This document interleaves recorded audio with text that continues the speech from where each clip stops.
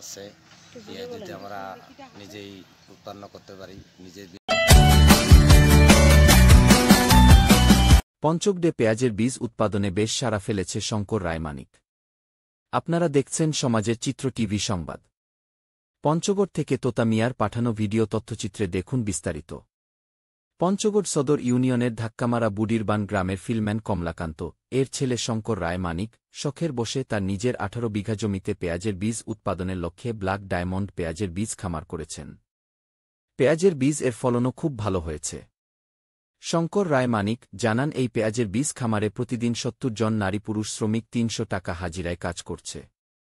তিনি আরও বলেন, প্রতিবছর আমাদের দেশে যখন পেঁয়াজের সংকট দেখা দেয় সেই চিন্তা ভাবনা থেকে আমাদের দেশে যেন পেঁয়াজের সংকট দেখা না দেয় সেজন্য আমি ব্ল্যাক ডায়মন্ড জাতের পেঁয়াজের বীজ তৈরি করতে এই খামার করেছি। কিন্তু পঞ্চগড় কৃষি অধিদপ্তর থেকে আমাকে তেমন কোনো সহযোগিতা করেন নাই।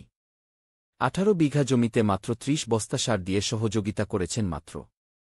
শঙ্কর রায়মানিক বলেন, পেঁয়াজ ক্ষেত পরিচর্যা করতে প্রায় তার 30 লক্ষ টাকা খরচ হয়েছে।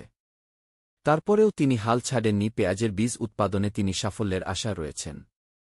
পাশাপাশি এলাকার নারী পুরুষ এর কর্মব্যবস্থাও হয়েছে। আশা করেন এই পেঁয়াজের বীজ উৎপাদন করে তিনি সাফল্যের মুখ দেখবেন।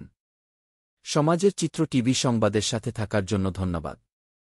সবার আগে আপনার এলাকার সংবাদ পেতে আমাদের চ্যানেলটিকে সাবস্ক্রাইব, লাইক, ফলো দিয়ে সাথে থাকুন। পরবর্তী সংবাদ শোনার আমন্ত্রণ রহিলা।